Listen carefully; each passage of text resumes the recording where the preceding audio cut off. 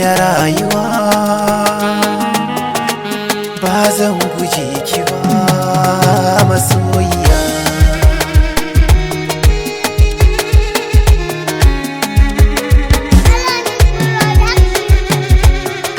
Shi komai na duniya na lura lokaci ne da tsanani na rayuwar nan sauki ne yake zuwa.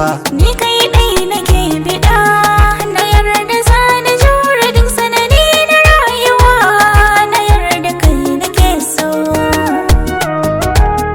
na yarda kai nake so. Alamin on the mix.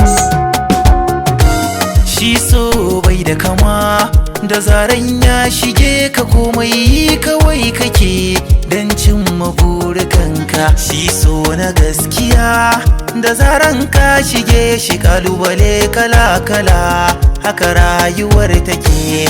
Jarabawa na fada da na gane duk hakan sai na bar zaɓi na gurin Allah, domin shi ne masani. Ho ho ho ho ho, rayuwa na bata komai na yarje mata, rayuwar ta nawa ne, rayuwar ta nawa ne. Na so ka nema da gaske, ba laifi na bane, kadar mace ta zo a hakan baya da zan iya. Wayo rayuwa, wayo duniya na, kasancewa da kai shine dukkan burikana.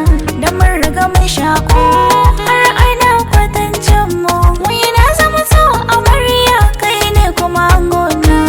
Na amince sai da kai, ka amince sai da ni, zan jure dukan halayenka dan ka jure zama da ni,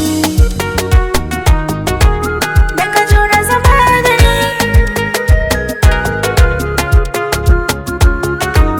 Akasi ne an ka samu, aka so a haɗa ni da ke, tunda na gane hakan na gane ke ce ƙaddarata. Ka zama hanta ne jini, ba mu mai raba mu, haka Allah ya nufa, ni ma kai ne kaddarata.